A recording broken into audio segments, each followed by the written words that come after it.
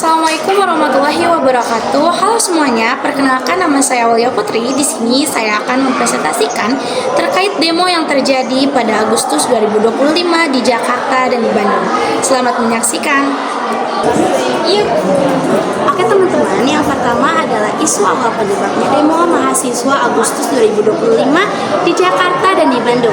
Yang pertama adalah pemicu utama, penolakan terhadap pemangkasan anggaran pendidikan, kesehatan, dan subsidi.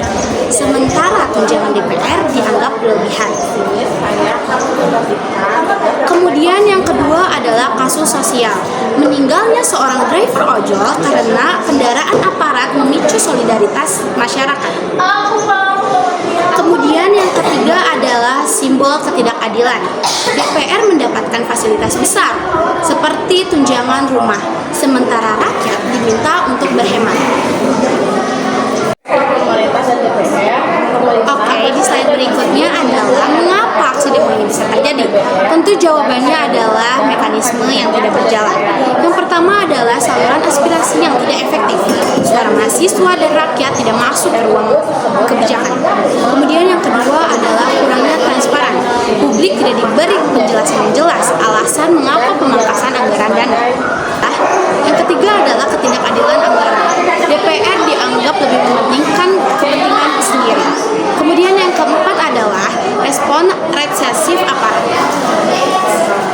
Yang ketiga adalah respon aparat memperburuk keadaan. Slide berikutnya adalah tugas DPR dan kerjasama dengan Presiden dalam APBN.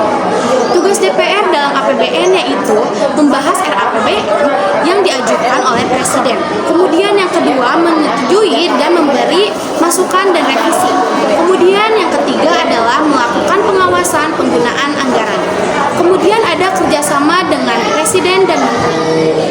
Presiden melalui Menteri Keuangan dan Bappenas menyusun RAPBN, kemudian DPR membahas bersama panitia anggaran dan komisi terkait.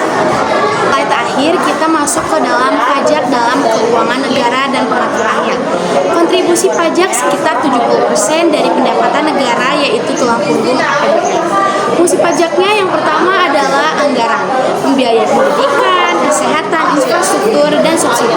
Yang kedua adalah regulasi, mengatur ekonomi seperti pajak karbon dan insentif UMKM. Kemudian yang ketiga adalah distribusi, pemerataan ekonomi lewat program sosial. Kemudian ada cara negara mengatur pendapatan dan belanja dari pajak. Yang pertama adalah insentif belanja, fokus ke sektor yang penting seperti pendidikan, kesehatan, dan sosial. Kemudian ada transparansi, rakyat harus tahu uang pajak itu dipakai untuk apa. Kemudian yang ketiga adalah digitalisasi, mencegah kebocoran. Yang keempat adalah keadilan pajak, pajak progresif uang. Yang keempat adalah keadilan pajak, pajak progresif. Orang kaya membayar pajak lebih besar, sedangkan rakyat kecil menerima manfaatnya. Baik, sekian presentasi yang saya